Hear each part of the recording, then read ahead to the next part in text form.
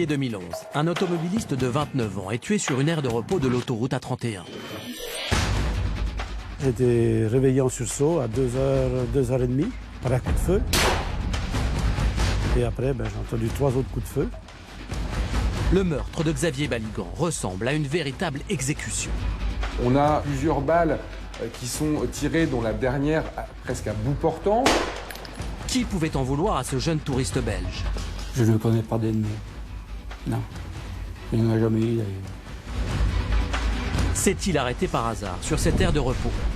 On peut tout imaginer. On peut imaginer que quelqu'un lui a fixé rendez-vous, que quelqu'un le menaçait. Les enquêteurs fouillent la vie personnelle de la victime. Ça donnait quand même l'impression du complot amoureux, très clairement. Et si Xavier Baligan s'était retrouvé au mauvais endroit, au mauvais moment? Les routes françaises, c'est Chicago. Oui, c'est Chicago. Il y a certains conducteurs qui se sont fait braquer. Il y avait quelqu'un devant la cabine avec un pistolet. Aujourd'hui, les investigations se poursuivent. Tout est mis en œuvre pour que l'affaire aboutisse.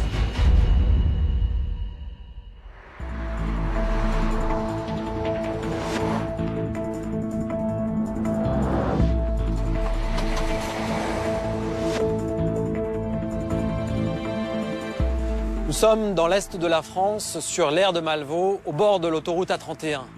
C'est ici, à une trentaine de kilomètres de Nancy, qu'un touriste belge a été froidement abattu le 19 juillet 2011.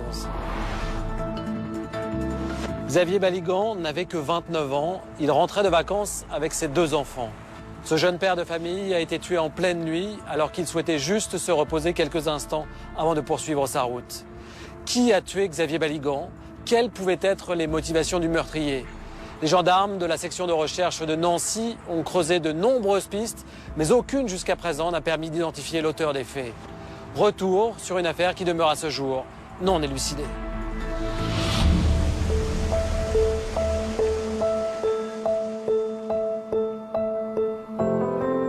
Lundi 18 juillet 2011.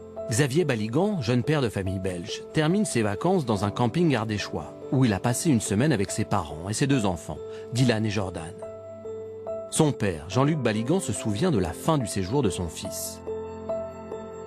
Il m'avait dit, papa, je retournerai le 17. Pour finir, on a parlé un petit peu. Puis je dis, c'est l'anniversaire de ta maman, profite-en encore un jour. Et c'est ainsi qu'il est resté encore un jour avec nous.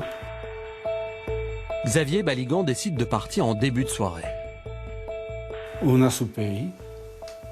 Et vers 8 heures, il a fallu qu'il s'en aille, quoi. Le jeune homme informe alors son meilleur ami Laurent Bourdon de son retour. Il m'a envoyé un SMS en disant, écoute, je quitte mon lieu de vacances, on se fait un barbecue quand je rentre. Je lui ai répondu, je l'appelais Xavier. Et je répondais, ok Xavier, quand tu veux, avec plaisir, mais ça se fera l'occasion de se voir. Et c'est le dernier échange de SMS que j'ai eu avec lui. À 20h, le jeune père de famille dit au revoir à ses parents et prend la route avec ses 2 petits garçons de 4 et 7 ans. Le voyage est censé durer toute la nuit, 10 longues heures pour rejoindre la Belgique, durant lesquelles Dylan et Jordan devraient dormir. Xavier Baligan est divorcé depuis quelques années. Son ex-femme, Michaela Jacobeus, attend le retour de ses enfants. Il devait être là au matin, mais je ne savais pas exactement à quelle heure il partait. Non, il ne m'avait pas donné d'heure. Michaela Jacobeus partage alors la vie d'un nouveau compagnon. Bon, ce soir-là, j'essaye de me mettre au lit. Je sais que j'ai été me coucher très tard. En regardant mon téléphone, voir si j'aurais des nouvelles, mais rien. À 2h du matin, Xavier Baligan décide de s'arrêter sur l'aire de Malvaux, une aire de repos de l'A31, à une trentaine de kilomètres au sud de Nancy. Au même instant, un patrouilleur de la société d'autoroute ramasse des détritus sur l'aire de repos, située juste en face de celle où le père de famille vient de garer son véhicule. C'est alors que plusieurs détonations claquent dans la nuit.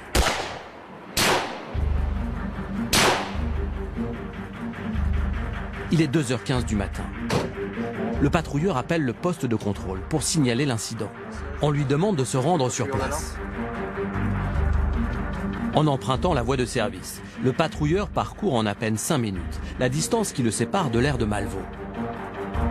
À son arrivée, ils distinguent immédiatement à proximité des toilettes le corps inanimé d'un homme gisant dans une mare de sang. La scène est d'une violence inouïe.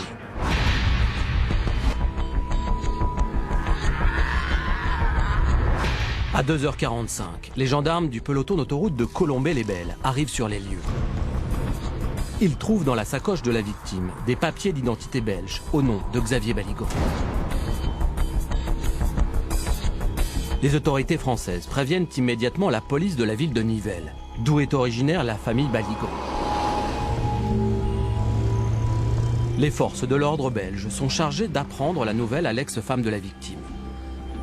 C'est José Oliveira, son compagnon de l'époque, qui accueille les policiers. En plein milieu de la nuit, je ne sais pas vraiment vers quelle heure, on est réveillé par la police de Nivelles. Donc je me demande ce qui se passe, je peux voir Madame Jacobéus. Donc il me réveille et bon, j'étais un peu paniquée. Pour quelle raison? Il me dit, la police est là, il faut que tu te lèves. Là, c'est mon cœur qui commençait à battre parce que quand mes enfants sont pas près de moi et qu'on me dit police, c'est qu'il y a quelque chose qui ne va pas. Et là, un coup de massue, M. Baligan s'est suicidé. Voilà ce que la police de Nivelles dit. C'est suicidé.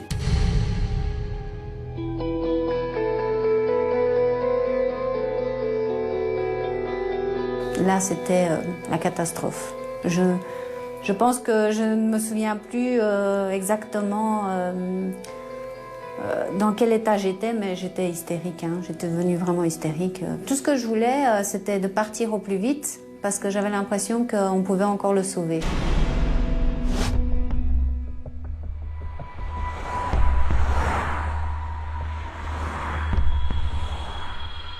Sur l'aire de Malvaux, les gendarmes poursuivent leur première constatation.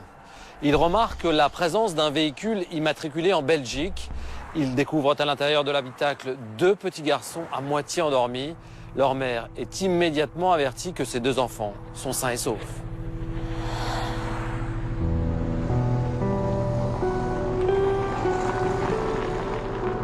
La jeune femme décide de prendre la route avec son compagnon pour rejoindre ses fils. On a juste une adresse où il faut aller les chercher. On n'a rien de plus. Les enfants sont là-bas, partir tout de suite et pendant 400 km, ça a été une des pires expériences de ma vie. Sur le trajet, Michaela appelle les parents de Xavier Baligan. Et pas en pleine nuit, le téléphone qui sonne. Je prends le téléphone, je décroche, puis j'entends une voix qui... Au départ, une voix qui pleure et qui crie ou ça. Mais après, je me rends compte que c'est Michaela qui... Et alors, elle me dit, Jean-Luc, elle dit, j'ai demandé plusieurs fois, vous êtes bien certain qu'il est bien mort? Oui, il est bien mort. La mère de Xavier Baligan demande à voir le corps de son fils. Et alors, le capitaine répond que vaut mieux garder un bon souvenir de votre fils. Ça sera plus joli. Ben, moi, en étant le gendarme, j'avais compris qu'il y avait eu un souci. Alors je lui ai demandé est-ce qu'il était touché à l'abdomen. Il me dit oui. Déjà là, j'avais compris aussi. Et je dis il y a la tête alors. Je dis, ben oui, ça va. J'avais compris qu'on ne pouvait pas le voir parce que ça, j'en ai déjà vu. C'est pas toujours beau à voir. Xavier Baligan n'avait que 29 ans. Je ne l'admets pas qu'il soit mort.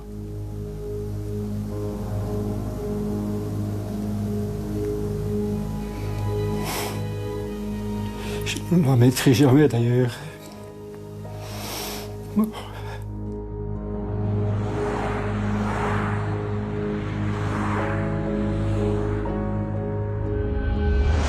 Les premiers gendarmes arrivés sur la scène de crime ont procédé dans la nuit à un gel des lieux sur un périmètre de 50 mètres autour du corps de Xavier Baligan. Le lendemain matin, à 8h10, le vice-procureur de Nancy arrive sur l'aire de repos Une information judiciaire est ouverte contre X pour homicide volontaire. L'enquête sur le meurtre de l'A31 débute. C'est la section de recherche de Nancy qui est chargée de mener les investigations. Pour faciliter leurs recherches, les techniciens en identification criminelle de Nancy divisent la scène de crime en 3 secteurs distincts. Le premier est celui du bâtiment qui abrite les toilettes, à proximité immédiate du corps de Xavier Baligan. Le second comprend les parkings de l'aire de Malvaux, où sont toujours garés de nombreux routiers. Enfin, les techniciens en identification criminelle distinguent une 3e zone, la partie boisée, qui longe l'aire de repos. Nicolas Jacquard, journaliste au Parisien, a suivi l'affaire Baligan depuis ses débuts. Dès le départ, les gendarmes décident de frapper fort et de ne rien laisser au hasard sur cette scène de crime. On a plusieurs dizaines de gendarmes qui vont se déployer sur l'aire de Malvaux, qui vont tout geler, comme on dit dans le jargon, qui vont verrouiller complètement cette aire d'autoroute, à la fois pour ne pas qu'il y ait de véhicules, de personnes de l'extérieur qui viennent polluer cette scène, et puis aussi pour qu'à l'inverse, les gens qui potentiellement ont pu voir quelque chose, les chauffeurs routiers par exemple qui sont sur place, ne puissent pas sortir de ce dispositif et passer entre guillemets entre les mailles du filet, afin que les gendarmes ne passent pas eux-mêmes à côté de certains indices. Une course contre la montre va alors s'engager.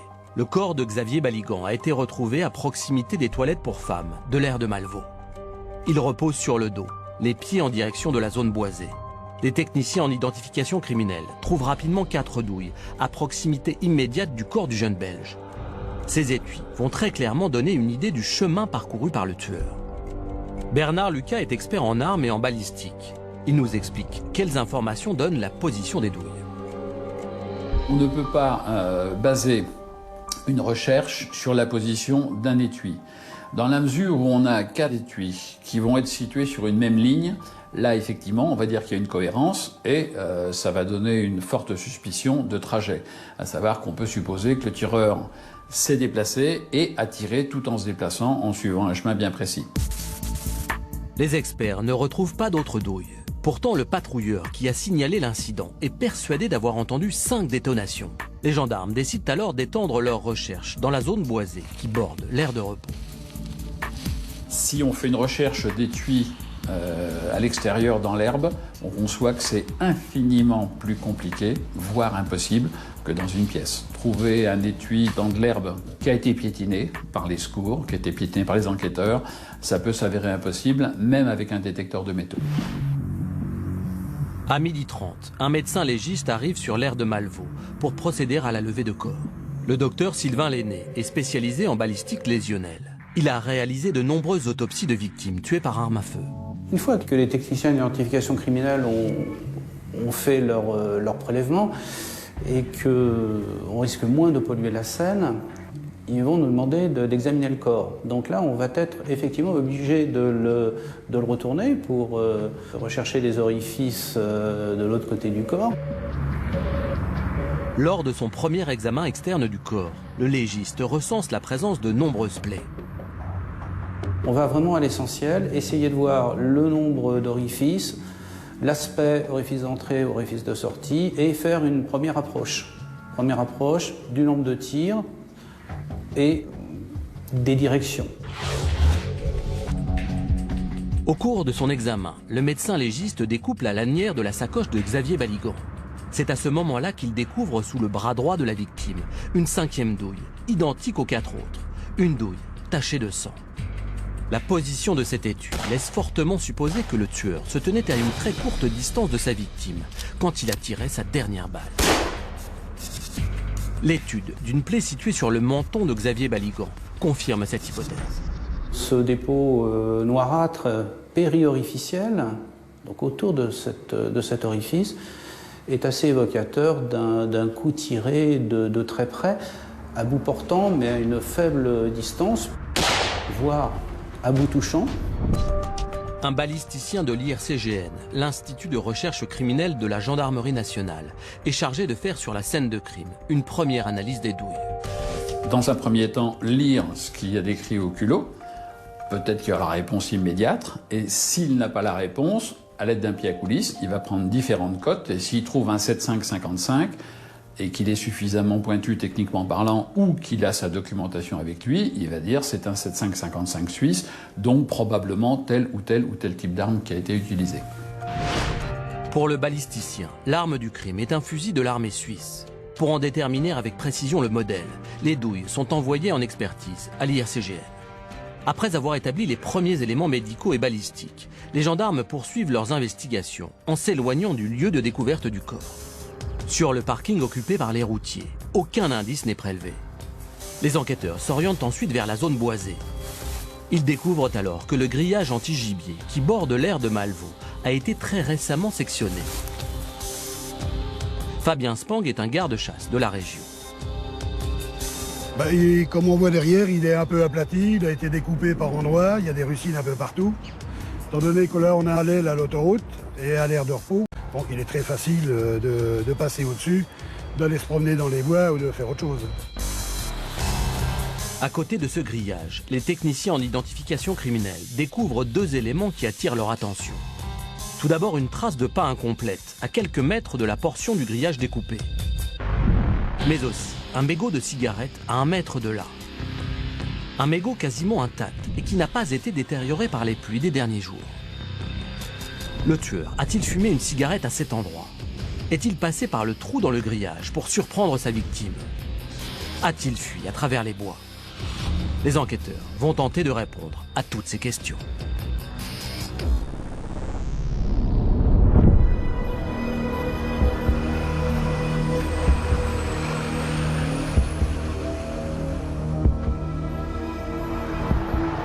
Nous sommes, Jean-Marc, à l'endroit même où Xavier Baligan a été abattu. Grâce aux douilles retrouvées sur la scène de crime, les enquêteurs ont établi un scénario plausible de la séquence criminelle. Le tueur a tiré une première fois alors qu'il était posté à une quinzaine de mètres de sa victime. Puis il s'est rapproché, tirant 4 autres balles, le dernier tir étant une véritable mise à mort. Oui, l'auteur des faits n'a laissé aucune chance à Xavier Baligan. Il s'agit d'une véritable exécution.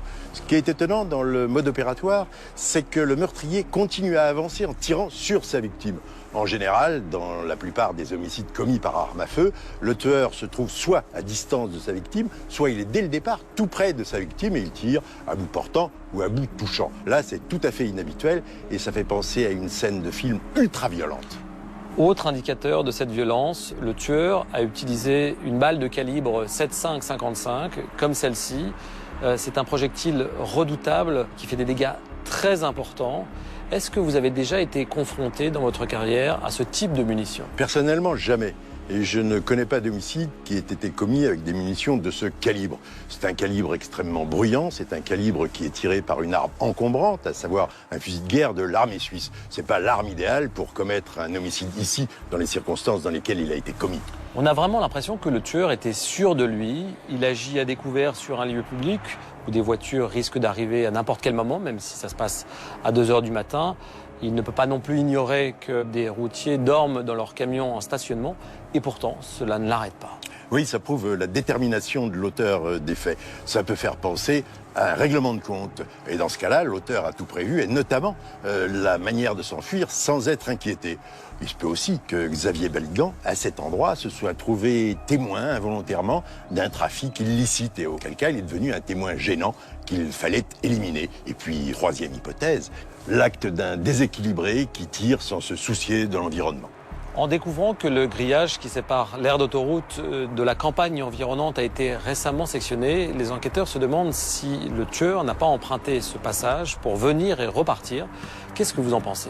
C'est bien sûr une possibilité. Le tueur a très bien pu arriver en voiture sur la petite route, être venu jusqu'à l'aire de stationnement ici à pied, puis une fois son meurtre commis, il est reparti en toute discrétion. Les gendarmes espèrent que les chauffeurs routiers présents au moment du crime pourront leur apporter de nouvelles informations. Ils vont donc tous être entendus quelques heures après le meurtre.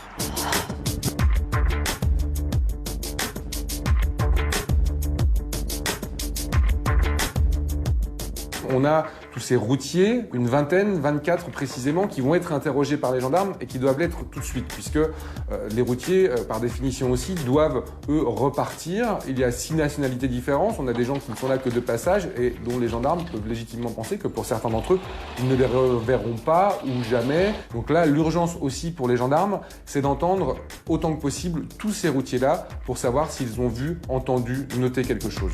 Les routiers sont allemands, russes, polonais, roumains, espagnols, italiens et français. 6 interprètes sont donc appelés pour procéder à leur audition.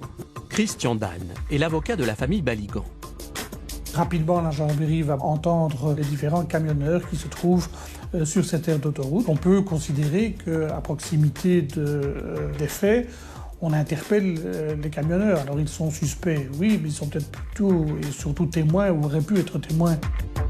Jean-Noël Forest intéresse particulièrement les enquêteurs, car son camion est égaré la nuit du crime, à proximité de la voiture de Xavier Baligan.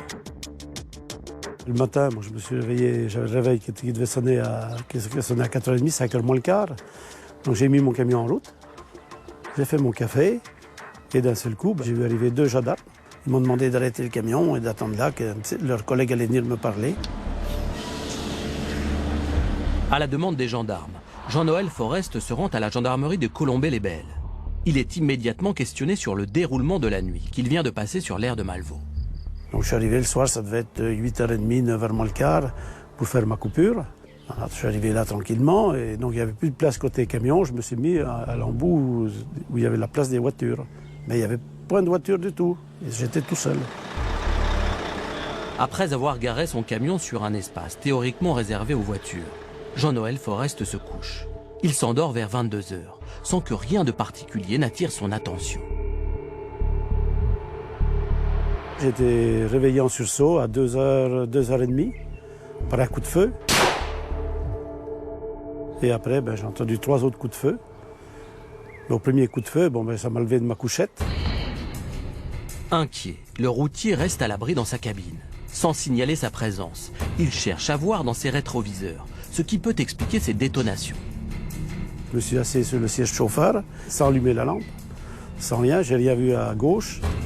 En revanche, dans son rétroviseur droit, le routier remarque alors la présence d'une voiture qui n'était pas là à son arrivée.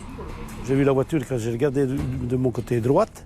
Quand j'ai écarté le rideau, j'ai voyé le phare de la voiture parce qu'elle était garée légèrement de biais. Donc le phare droit dépasse un peu l'arrière droite de mon camion. Ce véhicule est celui de Xavier Baligan. Mais de son poste d'observation, Jean-Noël Forest ne peut apercevoir les 2 petits garçons qui attendent le retour de leur père à l'intérieur de la voiture.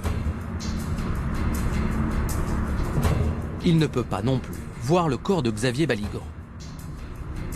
Je ne voyais pas ce qui se passait sur les toilettes parce qu'il y a une petite haie qui camoufle un petit peu, donc je ne voyais pas ce qui se passait. Jean-Noël Forest est resté aux aguets pendant quelques minutes. J'ai pas vu de voiture sortir du parking parce que je voyais la sortie du parking. J'attendais un petit moment, vu qu'il ne sortait pas de voiture, j'ai dit bon, j'ai vu que personne ne bougeait des camions non plus. Je n'ai pas bougé, moi. Après avoir utilisé des tamponnoirs pour détecter d'éventuels résidus de poudre sur les mains des 24 routiers présents au moment des faits, et fouiller systématiquement les remorques de leurs véhicules à la recherche de l'arme du crime, les enquêteurs de la section de recherche de Nancy concluent que l'assassin de Xavier Baligan n'est pas l'un des camionneurs. Pourtant, certains témoignages les étonnent. Comment se fait-il que seulement 4 routiers aient entendu les détonations? Le premier camion qui était garé sur le parking, il aurait dû l'entendre, parce qu'il n'était pas plus loin que moi. Et moi, je l'ai entendu, la cabine fermée, je l'ai entendu. Donc, tout le monde pouvait l'entendre. Comment se fait-il alors qu'aucun routier ne soit sorti de son camion au moment des faits? Les autres chauffeurs, par exemple, l'auraient mieux vu que moi. Parce que moi, vu que je le voyais, moi j'étais passé les toilettes. Que celui-là qui était garé, ils étaient garés sur le parking des camions. S'ils avaient entrouvert peut-être légèrement leur rideau, ils auraient peut-être vu quelqu'un.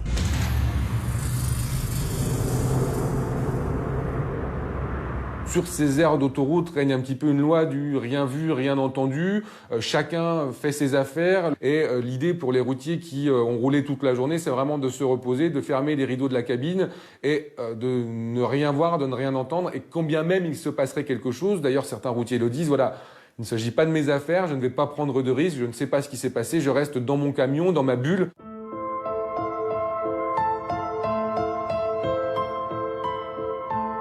Jean-Luc Baligan ne s'explique toujours pas aujourd'hui l'attitude des camionneurs.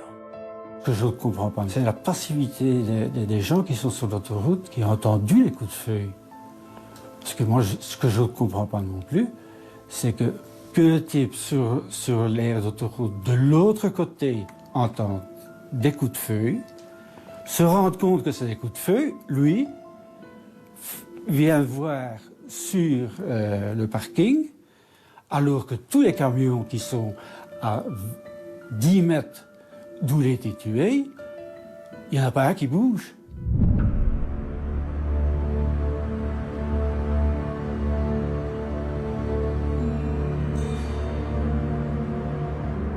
Le père de Xavier Baligan est choqué par le comportement des chauffeurs routiers et on peut le comprendre. Sur les 24 qui se trouvaient sur l'aire de repos au moment du crime, aucun n'est sorti de son véhicule et surtout aucun n'a prévenu les secours. Ils ont pourtant tous forcément entendu les détonations, vous ne croyez pas? Tous peut-être pas. En revanche, j'ai du mal à croire que seuls 4 d'entre eux aient entendu les coups de feu. Bon, ils ont peut-être eu peur et ils ont préféré rester tapis dans la cabine de leur camion. En revanche, ce qui est incompréhensible, ce qui est inadmissible, c'est qu'aucun d'entre eux n'ait prévenu les secours. Comment est-ce que vous l'expliquez?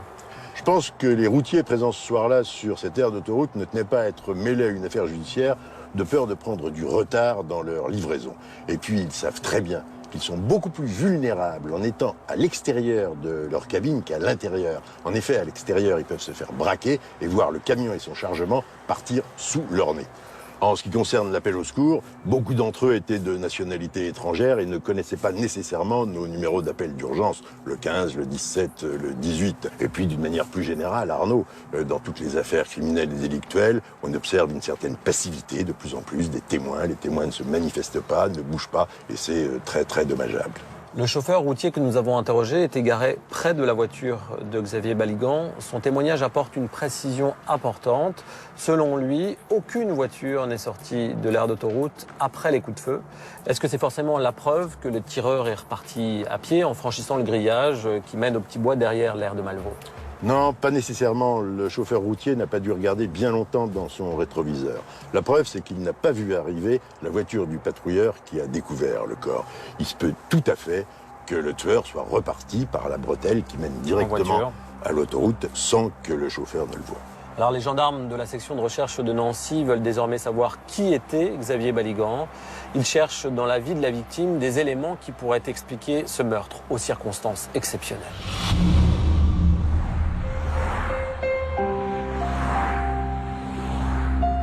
Xavier Baligan est né le 19 février 1982 à Nivelles, une petite ville bourgeoise au sud de Bruxelles, où vit sa famille depuis 3 générations. Pierre Huard est le maire de cette commune depuis plusieurs années. Nivelles, c'est une petite ville, enfin, à l'échelle de la Belgique, c'est une ville de taille moyenne. La Grand Place est devenue un lieu de convivialité et j'ai envie de dire que, enfin, au sens évidemment large, que tout le monde vit ensemble à Nivelles. Dès lors, la famille Baligan, elle est connue à Nivelles. Xavier Baligan est l'aîné d'une famille de 3 enfants. Il grandit entouré de ses frères et sœurs et de son meilleur ami. J'ai rencontré Xavier, nous avions 6 ans, à l'entrée de l'école primaire. J'ai débarqué tout droit de Bruxelles et il m'a accueilli à l'école, comme si on se connaissait depuis toujours. Je me rappelle de ça, parce qu'il m'a vraiment accueilli comme un ami accueille quelqu'un alors qu'on ne se connaissait pas. Et c'est là qu'on s'est rencontrés, on avait 6 ans. Les 2 garçons deviennent inséparables, sans pour autant oublier d'inviter dans leur jeu Olivier, le petit frère de Xavier. C'est un grand frère protecteur.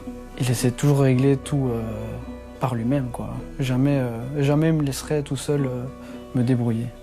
Ils ont toujours formé, je vais dire, avec Laurent Bourdon, Olivier et plusieurs autres amis,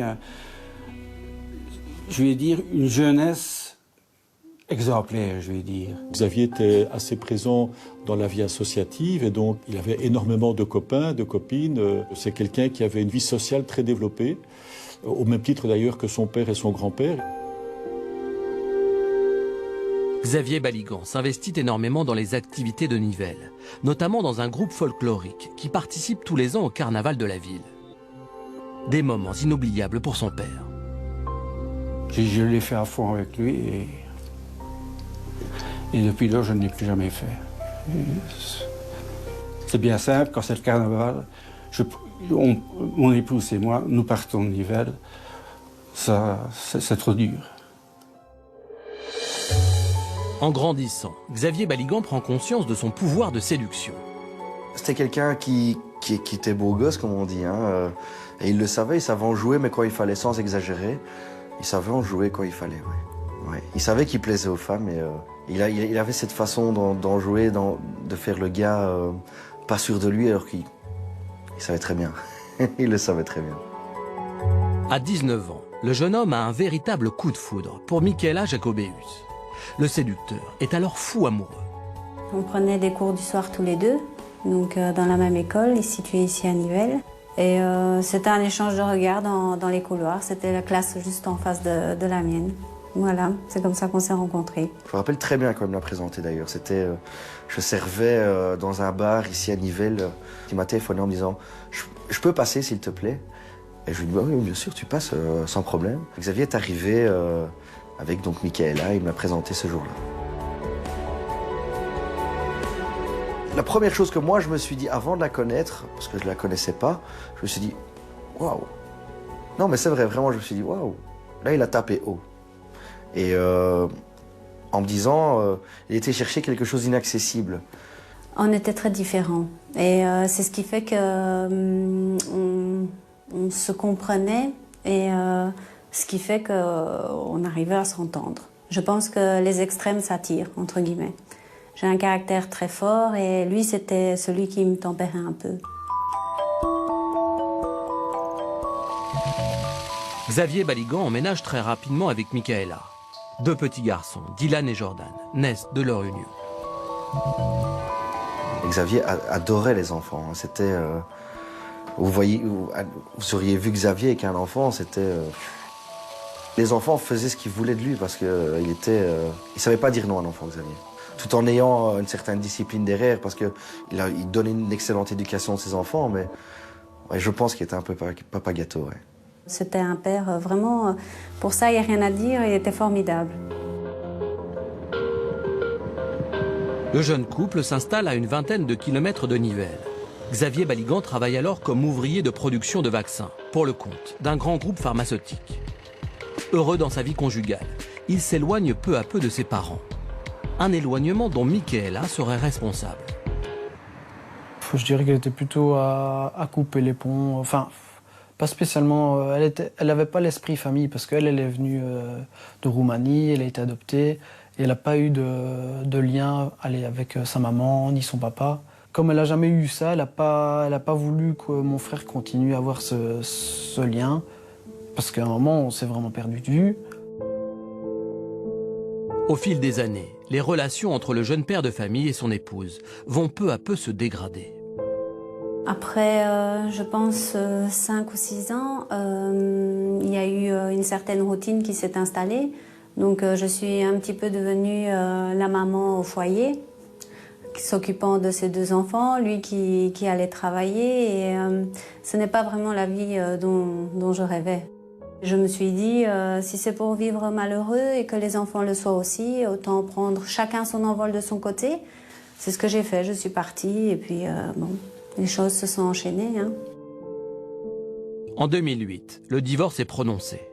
Mais les ex-époux restent en très bons termes, bien que Michaela partage à cette époque la vie d'un autre homme. J'étais sa confidente et lui le mien. Ça a toujours été aussi ma seule famille, entre guillemets. C'était le père de mes enfants et n'ayant pas de famille ici en Belgique, je savais qu'à n'importe quel moment dans ma vie, je pouvais compter sur lui. Xavier Baligan obtient la garde de ses fils la semaine et les 2 petits garçons rejoignent le domicile de leur mère chaque week-end. Mais le temps qui passe n'aide pas le jeune père divorcé à accepter la séparation. Xavier n'aimait qu'une personne au fond et c'était à l'époque son ex-épouse parce qu'ils ont été divorcés. Il lui aurait dit maintenant je veux que tu reviennes. Il n'aurait pas réfléchi 2 secondes, ça j'en suis persuadé. Dans sa tête, sa femme c'était la mère de ses enfants, Michaela, ça c'est sûr et certain. Ouais. Les funérailles de Xavier Baligan ont été organisées à la collégiale Sainte-Gertrude de Nivelles. Ils sont alors des centaines à venir rendre un dernier hommage à celui qui était considéré comme un enfant de la ville. À travers ce qu'a subi la famille Baligan, c'est toute la communauté nivelloise qui a souffert et donc tout le monde s'est recueilli en hommage à Xavier. Les cartes de condoléances, j'ai encore rien ouvert non plus. C'est dans une boîte chez moi, j'ai pas encore eu le courage de tout ouvrir. Apparemment, rien dans la vie de Xavier Baligan ne permet d'expliquer son meurtre sur l'aire de Malvaux. Je n'ai pas ressenti de peur ou de frayeur, ou je n'ai rien ressenti qui me disait que ça n'allait pas en tout cas. Je ne connais pas d'ennemis. Non. Il n'y en a jamais eu d'ailleurs.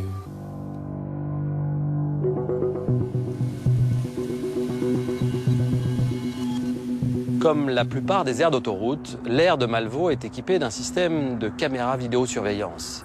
La zone située à proximité des toilettes étant éclairée, les gendarmes espèrent bien découvrir sur les images la silhouette et pourquoi pas le visage du tueur. Ils espèrent aussi vérifier si Xavier Baligan était suivi par un ou plusieurs véhicules à son arrivée sur le parking. Les enquêteurs se transportent donc de toute urgence au PC de la société d'autoroute.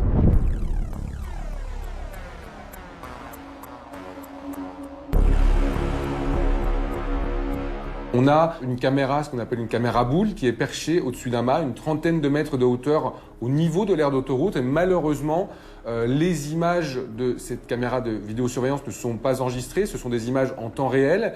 Et là encore, malheureusement, les gens du PC d'autoroute en charge de la vidéosurveillance, qui se trouvent à Chaumont, n'ont rien vu à ce moment-là, au moment où le meurtre s'est déroulé.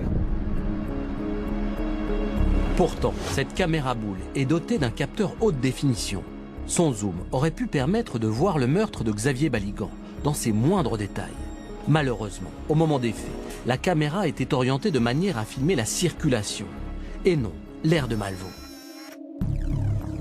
Pour les transporteurs routiers, la vidéosurveillance n'est pas suffisante pour assurer la sécurité sur les aires d'autoroute. Dans le temps, il y avait le peloton de gendarmerie qui se déplaçait, qui sillonnait jour et nuit sur les aires de repos de partout, que maintenant ils sont derrière la caméra mais ne surveillent plus le peloton d'autoroute. Pierre Lambert est gérant d'une société de transporteurs routiers. Nous, on pense qu'il faudrait avoir plus de surveillance. Plus de surveillance parce qu'on est en face de nous à une mafia. À une mafia qui est en face de nous, qui a peur de rien. En discutant avec la gendarmerie, en discutant même avec eux, parce que je vois quand on a quelques soucis de boches découpées ou du vol de gasoil, des choses comme ça, quand on va porter plainte, il me dit on est en face de nous de bandes organisées. Seul dans la nuit, Xavier Baligan était très vulnérable, comme l'explique la psychologue Hélène Romano. Dans les statistiques, je crois qu'il y a beaucoup plus d'agressions sur les aires d'autoroute que sur les aires de station-service, des services d'autoroute. C'est un endroit isolé. Un endroit où il n'y a pas de défense possible, un endroit où il n'y a pas d'appel au secours possible. Donc inévitablement, chez des personnes mal intentionnées, ça va être des espaces de passage à l'acte extrêmement faciles. Ces zones d'aire d'autoroute sont des zones à risque, sans inquiéter trop de personnes, et d'autant plus à risque la nuit, quand les repères sont totalement mis à mal par l'obscurité. Aucune caméra, aucun gendarme ne surveillait l'aire de Malvaux le soir du crime. C'est pourtant une zone réputée pour sa dangerosité. On a remarqué des trafics qui étaient un peu louches, des véhicules qu'on ne connaissait pas, qui se prenaient, qui passaient dans les bois. Donc on s'est toujours un peu douté qu'il y avait quelque chose de louche, quoi.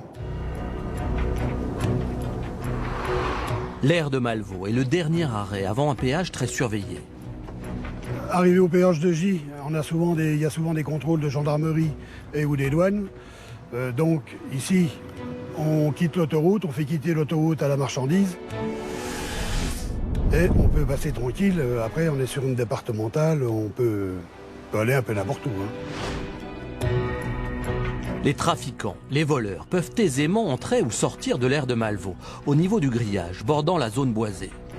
Grillage qui, le soir du meurtre, était sectionné. On a le sentiment que c'est un lieu de passage régulier, de gens avec beaucoup moins bien intentionnés qui se servent de ce passage un petit peu discret, secret, pour aller commettre d'éventuels larcins sur l'aire d'autoroute. Et on a un transformateur qui est posé le long d'un grillage qui sert un petit peu de marchepied, ce grillage qui est ouvert et qui permet à quelqu'un, à une voire plusieurs personnes, de disparaître et de se fondre dans la nuit, dans la nature de manière très rapide et à l'abri de l'ensemble des regards. Et si Xavier Baligan avait été le témoin d'un trafic auquel il n'aurait pas dû assister? Et s'il s'était tout simplement retrouvé au mauvais endroit, au mauvais moment? J'ai pensé que c'était tout de suite, c'était le hasard, c'était pas lui qui devait se trouver là à ce moment-là. Il n'a pas eu de chance en fait. Régulièrement, des affaires défraient la chronique. Les agressions d'automobilistes se multiplient. La horde sauvage de 5 individus semant la panique sur les routes de l'Est de la France à la fin des années 90 est très emblématique de cette nouvelle délinquance. Les routes françaises, c'est Chicago. C'est Chicago. Il y a certains conducteurs qui ont été braqués. Ils se sont fait braquer. Il y avait quelqu'un devant la cabine avec un pistolet qui regardait si le véhicule bougeait, si le chauffeur ne mettait pas en route pour se sauver, et il braquait le camion. Les gendarmes de la section de recherche de Nancy n'ont trouvé aucun témoignage leur permettant d'identifier des voleurs ou des trafiquants sévissant sur l'aire de Malvaux à l'époque du meurtre de Xavier Baligan. Cette piste est donc abandonnée. Pourquoi avoir tiré sur Xavier? On ne peut même pas dire que c'est un drogué qui essaie de le voler. La gendarmerie de Nancy m'a restitué son argent et j'ai été au centime près. Quelque part, rien ne colle. On a une exécution, on a plusieurs balles qui sont tirées, dont la dernière presque à bout portant. Et voilà, on se demande pourquoi cette exécution-là, si ça avait été le crime d'un rôdeur, pourquoi s'acharner à ce point? On a le sentiment de quelqu'un qui en veut à Xavier Baligan, qui veut l'anéantir, détruire presque jusqu'au corps.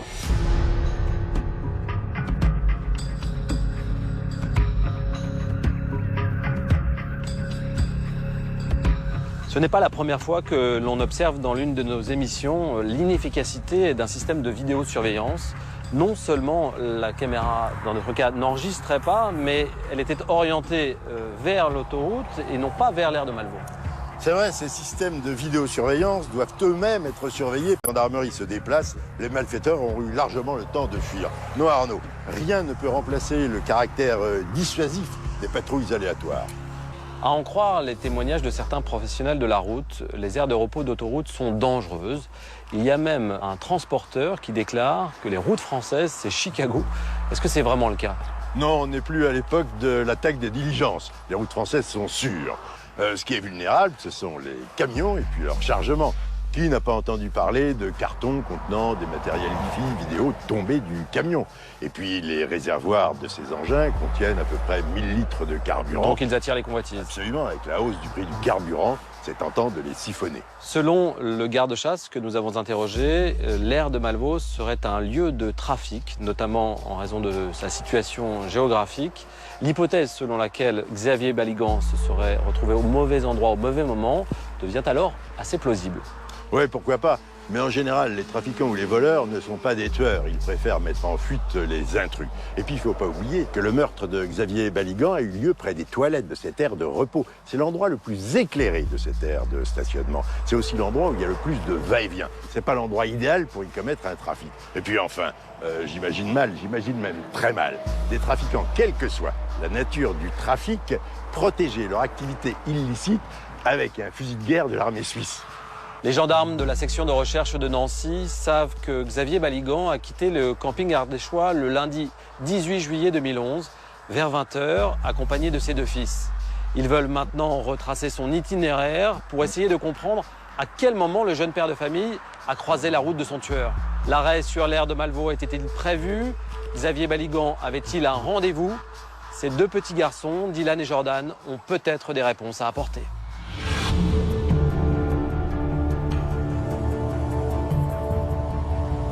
Grâce aux différents tickets retrouvés dans le véhicule de Xavier Baligan, les enquêteurs ont retracé avec certitude le trajet du jeune père de famille. Il a tout d'abord emprunté l'A7 jusqu'à Lyon, puis l'A6 en passant par le péage de Villefranche-sur-Saône, pour enfin bifurquer aux environs de Dijon et s'engager sur l'A31. Dylan et Jordan, qui étaient assis sur la banquette arrière du véhicule, sont les seuls témoins de ce trajet retour. C'est pour cette raison qu'à peine quelques heures après le drame, les 2 enfants sont auditionnés par les gendarmes. Nous sommes alors le 19 juillet. Il est 8 h du matin. L'interrogatoire est mené au plus près des événements ou au plus près de la révélation des événements pour justement essayer d'avoir la parole la plus juste possible de l'enfant, parce que ces enfants étaient en capacité d'être entendus. C'est-à-dire qu'au moment où il y a eu la prise en charge, c'est des enfants qui n'étaient pas dans une confusion, qui n'étaient pas dans un état d'agitation, qui étaient plutôt posés par rapport à la gravité des faits et qui étaient en état d'être auditionnés. Même si, encore une fois, cette audition est toujours un temps à risque pour un enfant. Les deux frères sont auditionnés en même temps. On essaye toujours, dans la prise en charge, que ce soit une prise en charge judiciaire, une prise en charge psychologique, de garder la fratrie. Le grand frère, le petit frère, on parle à l'un, l'autre est présent. Après, on va vers l'autre est encore présent. Et c'est un vrai travail de tissage, de l'un à l'autre, de l'autre à l'un, pour essayer de maintenir ce lien fraternel qui va être un lien de survie pour ces deux garçons, sans le mettre en danger. C'est-à-dire que si on les séparait d'emblée, c'est extrêmement violent, c'est une petite mort, hein, c'est tout ce qui leur reste, on les sépare en plus, ça serait extrêmement violent. Alors que l'audition des deux enfants se poursuit, leur mère arrive de Belgique et veut absolument les voir. Mais les gendarmes lui refusent cette entrevue. Je pense que les enfants avaient besoin de voir quelqu'un qui connaissait. Je ne voyais pas le mal que ça pouvait faire que je puisse voir mes enfants, ne fût-ce que 5 à 10 minutes, pour leur dire « je suis là, je suis avec vous ». Les enquêteurs veulent éviter que les témoignages des enfants soient influencés. La parole de l'enfant, elle est extrêmement juste, extrêmement précieuse. On dit souvent qu'elle est fragile, mais elle est surtout fragilisée par les adultes et par les propos des adultes. L'enfant, en tant que tel, il a une parole assez pure, assez juste. C'est plutôt ce qu'en font les adultes qui va parasiter la parole de l'enfant. Les enfants racontent aux gendarmes leur voyage avec leur père. Ils expliquent qu'ils se sont arrêtés 3 fois pendant le trajet. Une première fois dans une station-service, puis dans une station de repos, avant de s'arrêter une dernière fois sur l'aire de Malvaux. Tout laisse à penser que Xavier Baligan s'est arrêté régulièrement pour éviter la fatigue au volant. Un ticket de paiement de la station essence découvert dans la voiture confirme les témoignages des deux enfants. L'un des deux petits garçons déclare aux gendarmes que leur père, durant le voyage, a reçu un SMS. Une déclaration qui intéresse fortement les enquêteurs. Ce SMS, à partir de là, dans la mesure où il n'a pas été retrouvé, on peut tout imaginer. On peut imaginer que quelqu'un lui a fixé rendez-vous, que quelqu'un le menaçait, qu'il devait amener quelque chose à quelqu'un. Les enfants ne peuvent pas en dire davantage sur ce message. Leur père ne leur a pas confié qui lui avait envoyé ce SMS. L'avocat de la famille Baligan regrette que l'expéditeur de ce SMS n'ait jamais été identifié. Il y a ce fameux message que les enfants disent que leur père a reçu, un message SMS. C'est vrai que l'enquête de téléphonie ne révèle rien par rapport à ce message. On peut imaginer qu'il ait effacé ce message, on peut ignorer et on peut se demander pourquoi. On peut aussi se demander pourquoi on n'a pas retrouvé, puisque l'on peut quand même dans les mémoires de téléphone retrouver des messages même effacés. Donc c'est vrai que c'est une piste qui n'a pas nécessairement été explorée jusqu'au bout. Les deux petits garçons poursuivent leur récit. Ils racontent qu'une fois arrivés sur l'aire de Malvaux, leur père est sorti volontairement du véhicule, en promettant de revenir vite. Xavier Baligan s'est ensuite éloigné de sa voiture, son paquet de cigarettes dans sa sacoche. Il aurait pu se cacher pour éviter que ses enfants fument plus tard, par exemple. Ou leur donner une image de leur papa qui fumait, parce que c'est pas bien de fumer. Voilà.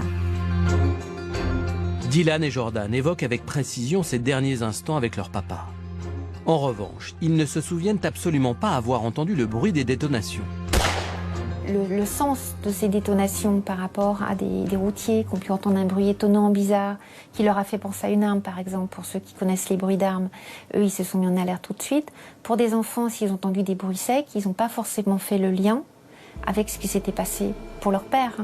Il y a peut-être eu des bruits, ils n'ont pas été en capacité de les signifier, de faire le lien entre ces bruits-là et l'absence de leur papa. Parce que dans sa représentation d'enfant, un coup de feu en pleine nuit sur un parking n'est pas quelque chose d'entendable.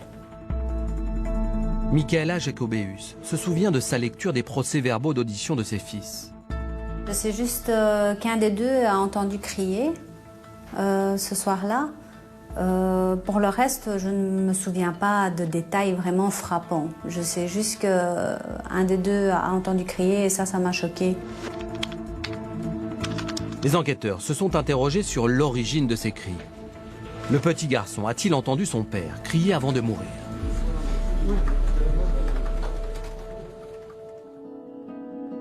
À l'issue de leurs auditions, Dylan et Jordan ont retrouvé leur mère. Ils ont alors appris le décès de leur papa. Ils sont venus vers moi, mais tout de suite en me disant ah, « Papa a disparu, on l'a pas retrouvé ». Aussi petits qu'ils étaient très conscients de la situation, quoi. Le plus petit pleurait, il s'était fait pipi dessus, personne ne l'avait changé ou lavé. Donc directement, j'ai demandé qu'on puisse le laver, le changer, qu'il soit propre. Et puis j'ai pris mon courage à deux mains et je me suis dit il faut que je leur dise, quoi. Donc avec toute la force qui me restait, j'ai essayé de trouver les mots pour leur expliquer ce qui était réellement arrivé. Avec des mots que les enfants peuvent comprendre.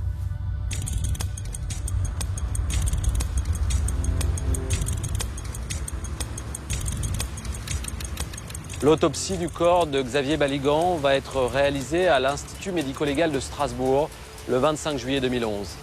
Les enquêteurs savent déjà que le tueur a tiré 5 fois sur sa victime. Ils espèrent obtenir des éléments complémentaires sur le scénario des faits et sur l'arme du crime.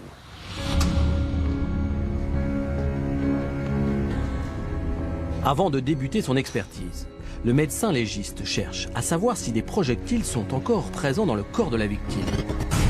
Dans l'affaire Baligan, le médecin légiste a fait réaliser des radiographies, un scanner.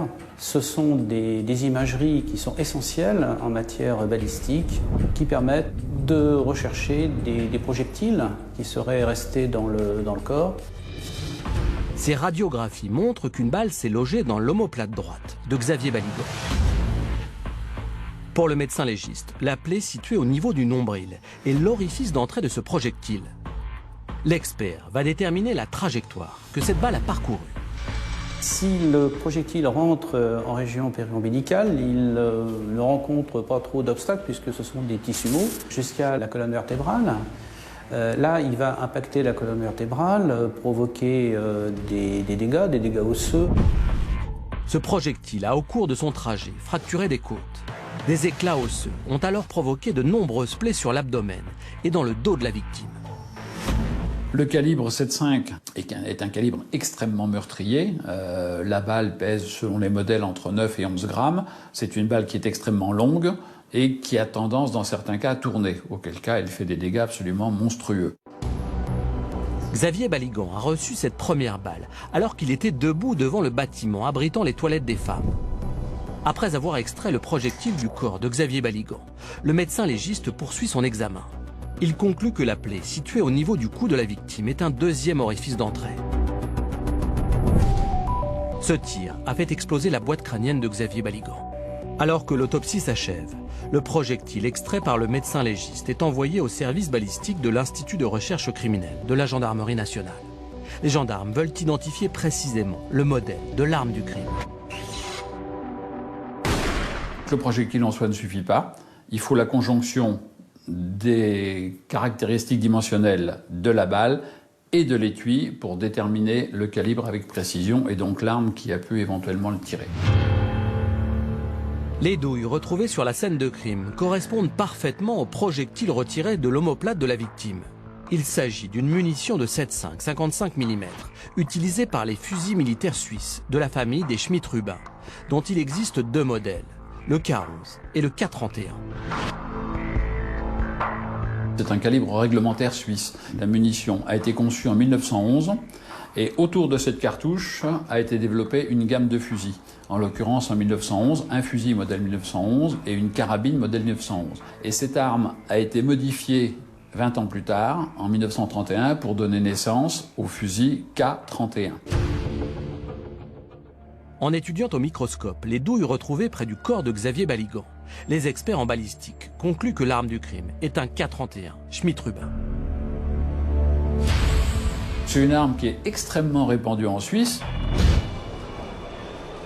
Ces fusils Schmitt-Rubin sont utilisés pour une discipline sportive qu'on appelle le TAR, tir aux armes réglementaires, qui font qu'on a des armes précises pour un coût extrêmement modique. Il y a d'ailleurs une version du K31 qui a été développée pour les snipers.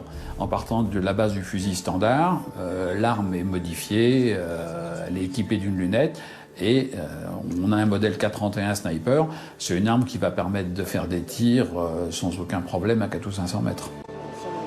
Plus de 700 000 K31 sont aujourd'hui en circulation. C'est donc une arme courante qui est aujourd'hui devenue une arme de collection. Si j'avais voulu tuer quelqu'un, je ne me balade pas avec un fusil de guerre, je prends une arme de poing. C'est plus facile. Paf, terminé, on n'en parle plus, hop, ni vu ni connu. Mais un fusil que vous devez armer, normalement viser, tirer, chaque fois, armer, viser, tirer, c'est pas c'est pan, pan, pan, et ainsi de suite.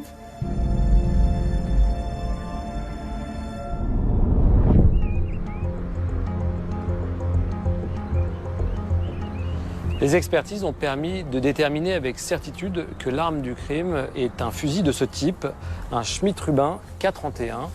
Le choix de cette arme peut sembler assez étonnant. En effet, comme on peut le remarquer, c'est une arme difficilement transportable. Elle mesure plus d'1,10 m et contrairement à une arme de poing, elle est très lourde puisqu'elle pèse près de 4 kg.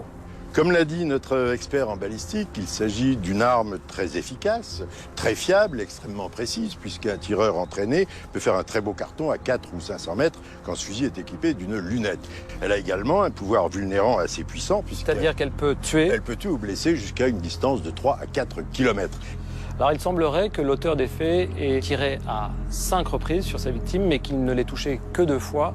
Comment expliquez-vous qu'il ait été aussi imprécis? Est-ce que ça veut dire qu'il n'avait pas l'habitude de manipuler ce genre d'arme? Non, absolument pas. Cette arme est normalement utilisée par un tireur posté, c'est-à-dire un tireur immobile, en général allongé, et le canon de l'arme repose sur un support fixe. L'utilisation qui en a été faite est tout à fait originale, tout à fait particulière, puisque le tireur avançait vers sa victime tout en tenant cette arme à bras francs, c'est-à-dire sans support, sans même l'épauler. Un des 2 petits garçons dit avoir entendu un cri. Pensez-vous que Xavier Baligan a eu le temps de voir son agresseur et de comprendre ce qui se passait? Je ne peux pas répondre à cette question. Mais il me paraît étonnant que dans un même trait de temps, cet enfant ait pu entendre un cri de son père et n'ait pas entendu les détonations de cette arme. Pour moi, il est possible que ce cri soit postérieur au tir et provienne d'un des premiers intervenants.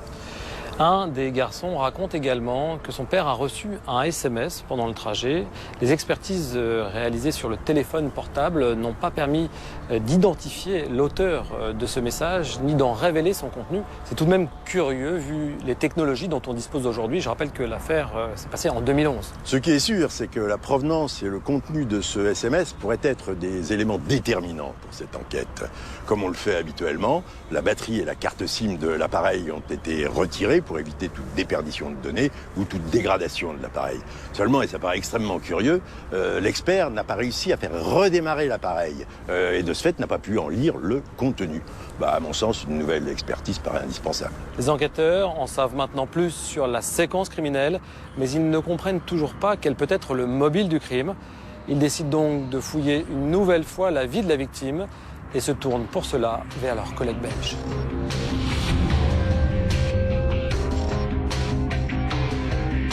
Le parquet de Nancy a demandé à ce que des investigations soient réalisées en Belgique. Dans ce cadre-là, alors, c'est le parquet de l'autre pays qui est chargé d'exécuter en réalité les devoirs qui sont demandés par les enquêteurs français. Et donc, le parquet de Charleroi va exécuter un certain nombre de requêtes qui ont été demandées et donc va faire les investigations qui ont été requises en Belgique. Une perquisition du domicile de Xavier Baligan est effectuée. Les enquêteurs saisissent les disques durs de ces ordinateurs, mais leur analyse ne livre aucun élément intéressant. Des investigations sont aussi menées dans l'univers professionnel de la victime. On sait que Xavier Baligan travaillait pour un grand laboratoire pharmaceutique, GSK, donc c'était un élément qui va être pris en compte par les enquêteurs. De ce côté-là, ils ne trouveront rien qui puisse sembler probant ou justifier d'éventuelles menaces ou un acte aussi violent que ce qui a été commis sur Xavier Baligan. Les proches de Xavier Baligan vont alors être au centre de l'enquête. Les gendarmes veulent savoir qui était au courant que la victime rentrait en voiture le lundi 18 juillet 2011. Il n'y a pas grand monde qui sait que Xavier Baligan revient de vacances de ce camping d'Aubenas en Ardèche à ce moment-là, à cette heure-là. Il y a sa famille, ses proches, puisqu'il est en camping avec ses parents. Il y a Michaela Jacobéus, puisqu'elle doit récupérer les enfants. Et puis il y a l'entourage de Madame Jacobéus qui doit savoir que celui-ci remonte. Donc il y a peu de gens qui savent que Xavier Baligan remonte de vacances. Les enquêteurs s'intéressent alors à l'ex-femme de la victime. On n'est déjà pas bien parce qu'on perd vraiment quelqu'un d'important et puis se sentir suspecté en fin de compte. Comme si on était des malfrats à nous fouiller, à nous interroger. On voyait qu'ils essayaient de tourner les questions pour savoir. Quand on comprend ça, on n'a plus envie de communiquer avec eux, c'est vrai. On répond oui ou non à leurs questions et basta. La famille de Xavier Baligan a peu d'éléments à fournir sur la jeune femme. C'est une belle femme, assez mystérieuse, on ne sait jamais trop la cerner. Enfin, moi, depuis le temps que je la connais, elle était toujours un petit peu très vague, très floue. Enfin, il y a toujours eu un flou sur elle. De sa manière de penser, on ne savait jamais vraiment qu'est-ce qu'elle pensait. Les gendarmes s'intéressent aussi tout particulièrement à José Oliveira, le compagnon de Michaela Jacobéus. Ce garagiste est entendu dès le lendemain du meurtre. Au cours de la première audition de José Oliveira, les gendarmes vont regarder ses moyens de communication, comme ils le font en pareil cas, et vont s'intéresser à son téléphone portable. Et là, ce qui leur saute un petit peu aux yeux, c'est qu'il n'y a plus aucun journal, des appels, des SMS sur le téléphone portable de José Oliveira. Pourquoi José Oliveira a-t-il effacé toutes les traces de ses appels et de ses SMS? Je n'aime pas garder 48 000 messages parce que, voilà, c'est pas important. J'efface des appels, j'efface des messages. J'aime pas avoir des listes d'appels. On peut regarder encore maintenant, c'est ma façon d'être. Et là, ils n'ont pas apprécié. Et pourquoi? Et qu'est-ce? Mais c'est comme ça. Cette explication ne convainc pas les gendarmes, qui se demandent si le garagiste ne leur dissimule pas des échanges accablants. L'expertise du portable de José Oliveira ne permettra pas de mettre à jour son journal d'appel et la liste de ses SMS passés et reçus. Les investigations se poursuivent. Les enquêteurs veulent savoir qui est vraiment José Oliveira. Michael Québec est un journaliste belge. Il suit l'affaire Baligan depuis ses débuts. Nivelles est une petite ville. On sait très vite si quelqu'un a quelque chose à s'en reprocher. José Oliveira, bon, effectivement, a déjà eu des problèmes avec la justice. Il est connu pour avoir un caractère assez trempé, pour ne pas hésiter à faire preuve de menaces ou de violence. Bon, c'est connu. C'est alors que les gendarmes découvrent qu'au moment du meurtre, Michaela Jacobéus s'apprêtait à quitter José Oliveira. Pendant le temps où j'étais avec José, je me posais énormément de questions parce que j'avais laissé derrière moi mes enfants, non, mais j'avais laissé ma famille, entre guillemets, qui était Xavier. J'ai vécu 6 ans, en fait, avec des questions dans ma tête. On se voyait tout le temps. Dès qu'il m'appelait, il se confiait à moi. Il a eu quelques relations aussi, donc... voilà, tout en sachant, on s'était promis qu'un jour, on se retrouverait, donc on attendait le bon moment. Comment le garagiste a-t-il supporté l'idée que sa compagne puisse retourner avec son ex-époux? L'annonce d'une séparation imminente aurait-elle pu le conduire à assassiner Xavier Baligan? L'ex-compagne de Xavier Baligan gardait de très bonnes relations avec son ex-mari, avec Xavier. Certaines rumeurs disaient qu'ils pourraient éventuellement se remettre ensemble. En tout cas, ils se fréquentaient, ils étaient encore très proches. Et on se dit que voilà, la jalousie, comme c'est parfois le cas, pourrait être un des mobiles du crime.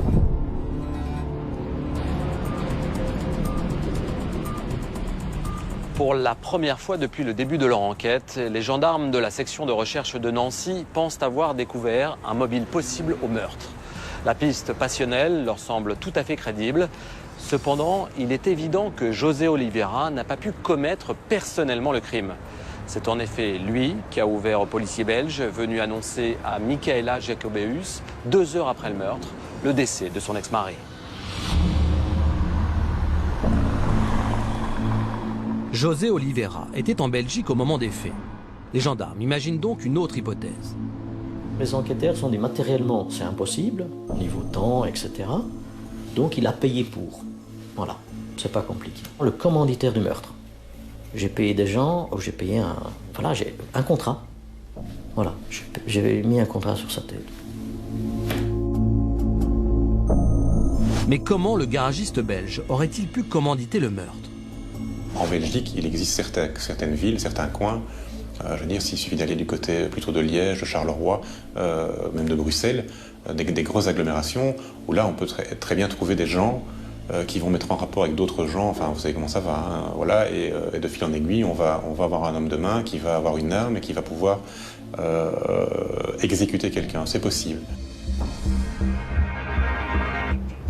Le juge d'instruction va alors profiter d'un rendez-vous fixé avec Michaela Jacobeus pour tenter d'obtenir de nouveaux éléments. À l'origine, cette entrevue était juste une rencontre organisée pour informer la jeune femme des avancées de l'enquête. Le 14 février 2012, Michaela Jacobeus entre dans le cabinet du magistrat et comprend vite que des soupçons pèsent sur elle et son compagnon. Quand elle était entendue la 2e fois au parquet de Nancy, près du juge d'instruction, ça donnait quand même l'impression du complot amoureux, très clairement. En ce qui concerne Mme Jacobeus, il est évidemment impensable qu'elle ait pu diligenter une quelconque entreprise contre le père de ses enfants. Au lendemain de cet interrogatoire de 4 heures, on se dit quand même, bon, il faut qu'on ait son avis. Voilà, on se pose des questions, nos lecteurs s'en posent aussi. Est-elle liée au meurtre ou pas? Donc voilà, il se fait que, par le plus grand des hasards, on l'appelle et elle accepte de nous rencontrer pour donner sa vérité, sa version des faits. Et elle nous dit, je suis innocente, José n'a rien à voir là-dedans non plus. Et elle nous dit très clairement, pour moi, les enquêteurs font fausse route. Le juge d'instruction n'abandonne pas pour autant cette piste et délivre une commission rogatoire internationale pour que les policiers belges entendent José Oliveira. 2 enquêteurs de la section de recherche de Nancy partent assister à l'interrogatoire. Pour moi, c'était plutôt une entrevue amicale, hein, quelque chose sans... Mais là, on était en train de m'accuser de quelque chose. J'ai haussé un peu le ton pour dire on va arrêter. Alors, si vous le prenez comme ça... Et du coup, ils m'ont dit, ah tiens, monsieur Oliveira, vous êtes un sanguin. Et en partant, il y a les enquêteurs français qui disent, voilà, de toute façon, monsieur Oliveira, je ne suis pas... Et ça m'a marqué, je retiens. Des choses qui sont difficiles à retenir, mais là, j'ai marqué. Je ne suis pas comme ici en Belgique. Nous, en France, on est des rouleaux compresseurs. On avance tout doucement, mais on écrase au fur et à mesure de l'avance. Je dis, mais avancez seulement. Pour moi, c'était du temps perdu. Vraiment, c'était du temps perdu. Je me dis, mais pourquoi ils ne vont pas chercher au bon endroit, quoi? José, la jalousie, non. C'était le premier à me dire de retourner avec, donc non, vraiment pas. Et puis, il aimait bien Xavier. José Oliveira admet qu'il était au courant que Michaela était sur le point de le quitter pour retourner s'installer avec son ex-époux. Elle n'a pas de famille. Elle a un frère, mais il est assez distant. Donc, je crois que c'était la seule personne qu'elle avait sur qui poser une épaule, parler. Puis je crois qu'elle avait vu son avenir. Je crois, à mon avis, qu'elle avait pris une décision définitive de retourner avec, terminer ses jours avec ses enfants, avoir encore un enfant avec, etc. Je suis quasiment certain, tout s'effondre, évidemment. Mais le garagiste se défend d'être le commanditaire du meurtre de Xavier Baligan. Ma première femme, je suis resté 12 ans avec, j'ai eu une fille. Elle est partie avec mon meilleur ami, donc vous êtes trahi 2 fois. Hein? Mais on n'est jamais venu aux mains. Ma deuxième femme, où j'ai eu 2 enfants avec, après aussi presque 7-8 ans, elle est partie avec mon carrossier. Même chose. Ils sont toujours en très bonne santé. À Nivelles, les langues se délient et des affaires refont surface. Un des anciens employés de José Oliveira l'accuse d'avoir eu recours à des hommes de main pour régler un litige de 30 000 € à la suite de la perte d'un contrat avec une marque automobile. Des accusations que le garagiste nie en bloc. Pour embaucher des hommes de main, il faut être dans un certain milieu, j'imagine. Hein? Et pour quelle raison? embaucher des hommes de main pour une histoire avec mon vendeur. Mais je crois que si je devrais embaucher, j'aurais cette capacité et ces contacts et financièrement les moyens d'engager un homme de main pour un imbécile qui m'a fait perdre ma marque, etc. Non, je crois pas. Je sais bien qu'à Nivelles, il n'a pas une bonne réputation non plus, mais je vois bien qu'avec les enfants, quand ils étaient ensemble, ils s'en occupaient super bien, très gentil. Quand on se voit, il nous dit bien bonjour. Enfin, quelqu'un avec qui j'ai jamais eu de soucis. Quand on réussit dans la vie et qu'on a besoin de personne, souvent on est critiqué. Donc déjà de par là, sa réputation avait été faite parce que les gens sont mauvais. Quand cette histoire-là est arrivée en plus, il y avait un bouc émissaire et les gens sont contents de mettre un peu de piment dans leur vie aussi. Donc c'était bien de trouver un coupable, quoi. Les investigations n'ont finalement pas permis de recueillir des éléments à charge contre José Oliveira. Rien ne permet de prouver qu'il ait pu commanditer le meurtre. Je regarde une parution dans un journal, que je lis ça. Je dis tiens, un tel est suspecté de... Ma réaction à moi, c'était quoi? Je dis, si on le suspecte, c'est qu'il y a quelque chose. On ne va pas le suspecter s'il n'y a rien. Donc, j'imagine ce qu'on peut penser à ce moment-là de moi. Voilà. J'étais abattu, quoi. Michaela Jacobeus a également été totalement mise hors de cause. Je pense que de ce côté-ci, il n'y a rien à trouver. Je pense que c'est du côté de la France qu'il faut chercher.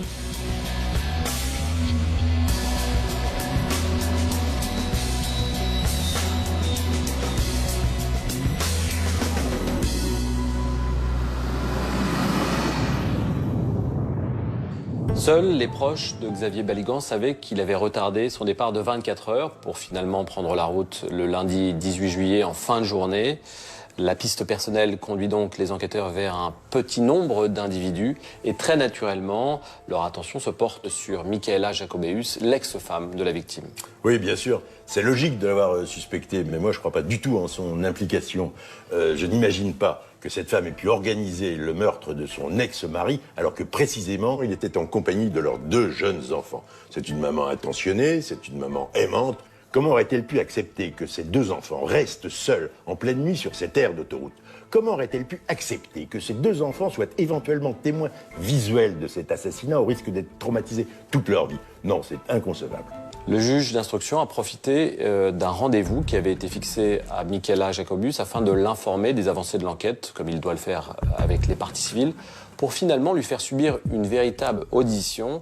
On a un peu le sentiment que le magistrat a voulu s'exonérer des complexités procédurales engendrées par les commissions rogatoires internationales. Le juge pouvait bien sûr adresser une CRI, une commission rogatoire internationale, pour que les autorités belges demandent à la police de Nivelles d'entendre cette femme. Il a préféré la convoquer dans son bureau pour l'entendre lui-même. C'est beaucoup plus parlant, c'est beaucoup plus instructif que de lire un simple procès-verbal. Ça, c'est un peu froid. Il l'a convoquée, elle est venue dans son cabinet, il en avait parfaitement le droit. Finalement, les enquêteurs vont concentrer leurs investigations sur le compagnon de la jeune femme, ce qui nous amène à la piste du crime commandité, puisqu'il est établi qu'il était en Belgique au moment du meurtre. Qu'est-ce que vous pensez de cette hypothèse ? C'est vrai que parmi les proches de la victime, seul José Oliveira semble avoir un mobile crédible pour avoir commandité cet assassinat. Mais ça n'en fait pas pour autant un criminel, ça n'en fait pas pour autant le tueur. D'autant que les enquêteurs n'ont pas trouvé parmi ses contacts quelqu'un capable de commettre un tel homicide. Et puis on en revient toujours au même problème, c'est celui de l'arme utilisée. Je n'imagine pas un tueur à gages utiliser un fusil de l'armée suisse pour commettre ce crime. Non, c'est pas possible. L'enquête sur le meurtre de Xavier Baligan va brutalement prendre une toute autre direction. Près d'1 an après la mort du jeune père de famille, un quadruple homicide commis en Haute-Savoie va présenter des similitudes troublantes avec le crime de l'aire de Malvaux.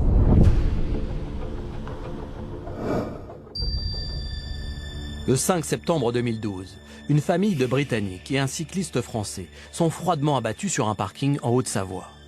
La nouvelle de ce quadruple meurtre bouleverse la famille de Xavier Baligan.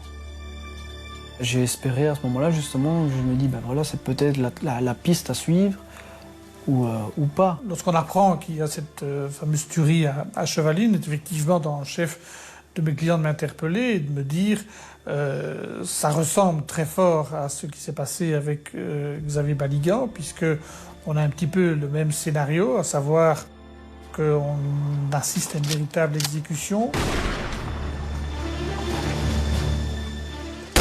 On a à chaque fois des touristes étrangers qui sont exécutés dans des conditions très particulières, des enfants qui sont présents aussi à ce moment-là. On a quand même un certain nombre d'éléments qui posent question sur ces deux attaques meurtrières à quelques mois d'intervalle et avec des conditions relativement similaires. Tueur froid, professionnel, visé précis, donc il ne rate pas sa cible.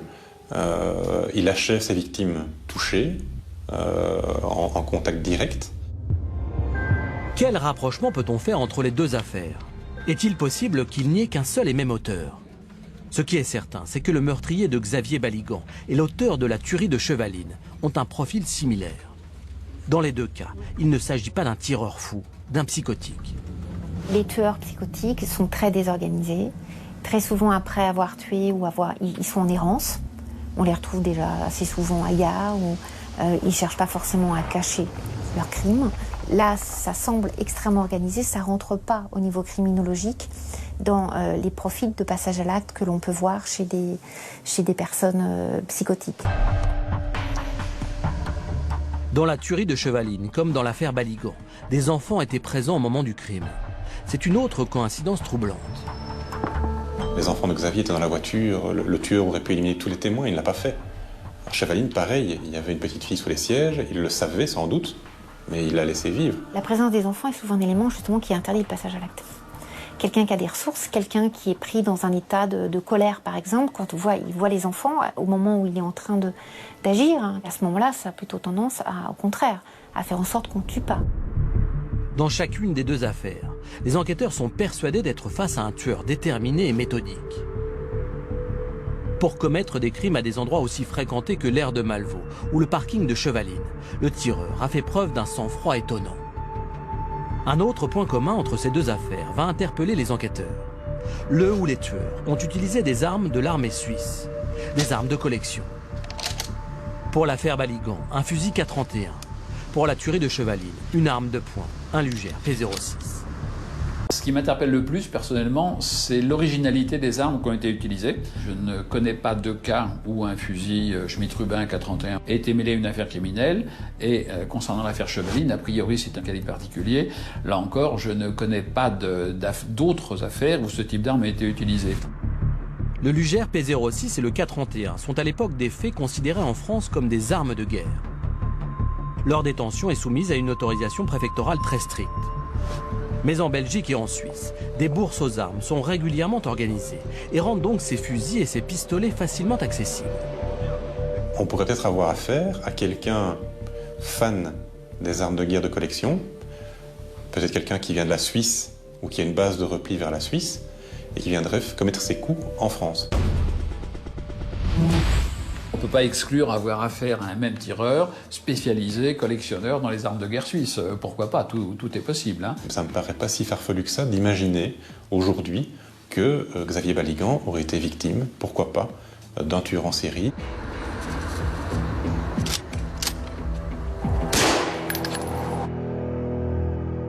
C'est une piste, comme une autre, qui fait peur quand même. Aujourd'hui, les procureurs en charge des deux affaires restent très prudents. Ça rejoint un petit peu le style Xavier, c'est que si on ne trouve pas dans les 8 jours, qu'est-ce qu'ils font? Il faut comme pour Xavier, ça va durer des années. La piste du tueur en série qui aurait sévi dans la région de Nancy avant de commettre le quadruple meurtre dans les Alpes françaises reste extrêmement fragile. Penser qu'un meurtrier ait pu vouloir se rôder en tuant d'abord Xavier Baligan paraît assez surprenant. Pourquoi commettre un crime d'une telle ampleur, prendre autant de risques pour ensuite aller tuer ces Anglais quelques mois après? Pour l'instant, aucun lien ne permet de relier ces deux affaires. Peut-être que l'avenir dira qu'il y avait un lien, mais pour l'instant, tout état de cause, il n'y en a pas.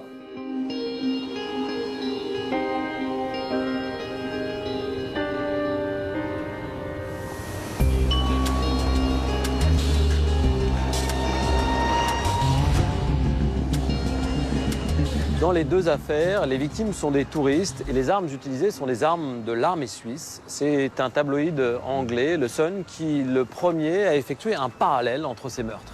Pour ceux qui l'ignorent, le Sun est un journal qui privilégie le scoop, le sensationnel, à la réalité des faits. Les journalistes anglais qui ont largement médiatisé ce rapprochement se sont fondés sur une fausse information, à savoir que les armes utilisées à Chevaline et à Malvaux étaient les mêmes. Or, on sait maintenant que c'est totalement faux, que ce n'est pas vrai.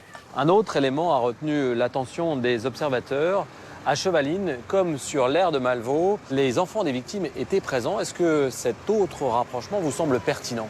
Non, cette seconde comparaison n'est pas plus pertinente ni judicieuse que la première. Si, à Chevaline, le tueur a vu au moins l'un des enfants, je crois que sur l'aire de Malvaux, le tueur n'a vu aucun des enfants. D'abord, il faisait nuit. Ensuite, Xavier Baligan s'était éloigné de sa voiture. Et puis enfin, de l'endroit où sont tirés les coups de feu, le tueur ne peut pas voir la voiture où se trouvent les enfants. Le bâtiment qui abrite les toilettes la cache à ses yeux.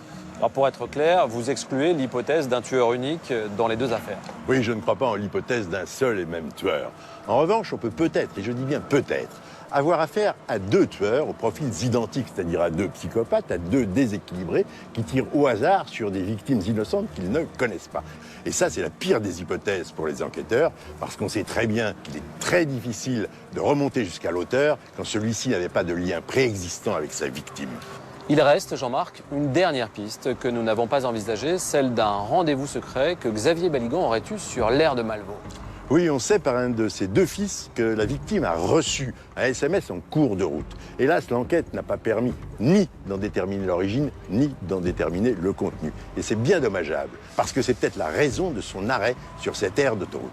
Une des difficultés dans cette enquête réside dans le fait que la victime est belge et que les faits ont lieu en France. Pour mener leurs investigations sur l'entourage de la victime, les enquêteurs français doivent sans arrêt s'adresser à leurs homologues belges. Même si ceux-ci ont bien collaboré, c'est toujours un handicap qui ralentit et complique les investigations.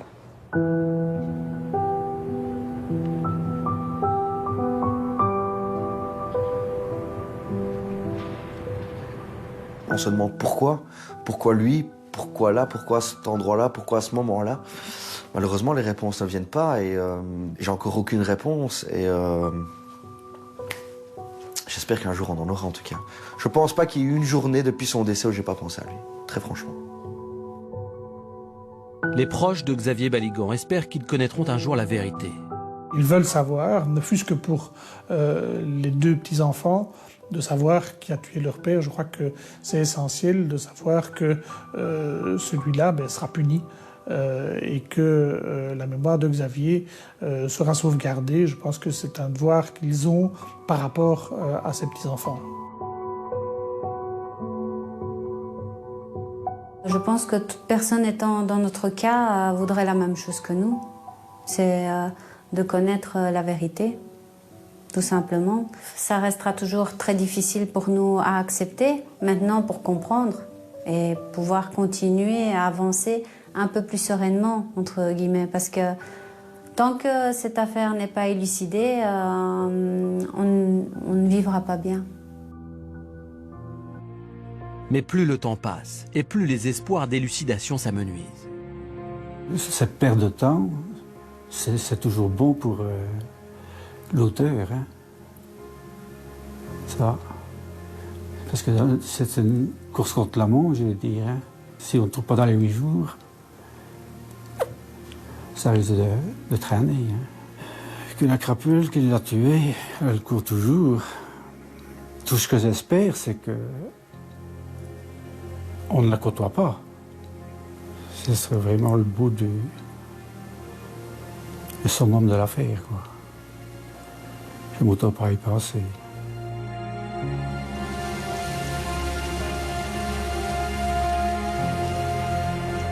Le meurtre de Xavier Baligan est très paradoxal. Ce jeune père de famille a été tué dans un lieu de passage, pourtant aucun témoin ne s'est manifesté. Il menait une vie sans histoire, pourtant son crime ressemble à un véritable règlement de compte entre mafieux. Ces deux petits garçons étaient présents au moment du crime, ils n'ont rien vu, ils n'ont rien entendu, malgré les détonations extrêmement bruyantes. Fatigués par la route, ils se sont endormis dans la voiture en attendant le retour de leur papa. Ce sont encore de tout jeunes enfants qui, pour devenir adultes, devront accepter l'injustice de la mort de leur père. Une mort d'autant plus intolérable qu'elle reste à ce jour inexpliquée. Bonsoir.